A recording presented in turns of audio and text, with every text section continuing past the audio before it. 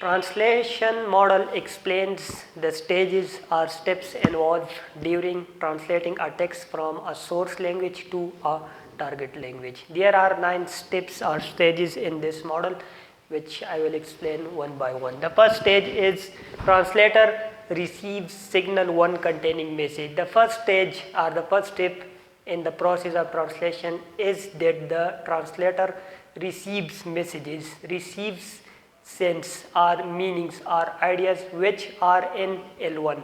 Therefore, we have written here signal 1. Messages or ideas which are in L1. The translator receives those messages in the first stage of translation. The second stage is that the translator recognizes those codes. Some codes mean linguistic shape or linguistic forms given to the ideas or meanings the writer had received. Now, the writer recognizes those codes. Some codes are recognizable, comprehensible for him, while others are incomprehensible for him.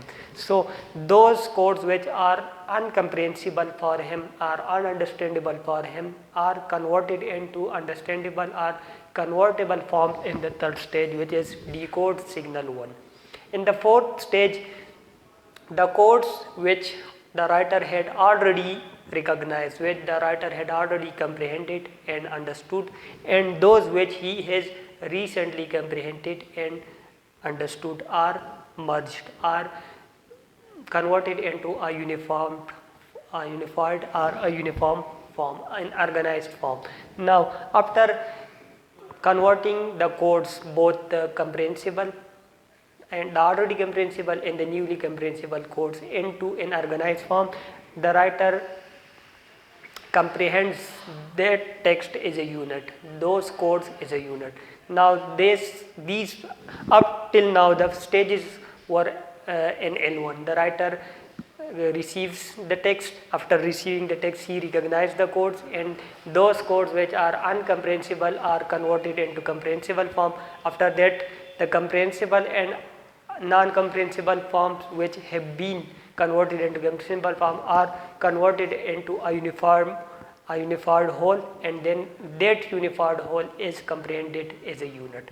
Now the writer has to convert that unified whole, that text, the idea or sense of L1 into L2. So he will select codes, linguistic form or linguistic shape in L2 for those messages, for those ideas or for those sense. For those signified, he will select associated signifiers in L2, not in L1 but in L2, because from L1 he has already comprehended and understood it. Now he will convert those messages and ideas into signifiers of L2, into codes of L2, the target language.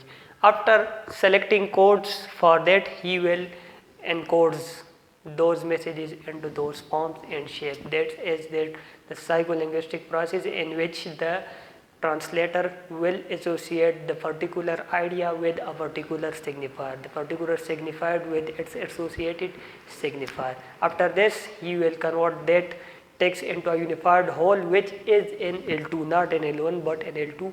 And last stage is that after selecting a channel either spoken or written for that unified whole, he will transmit the text into L2.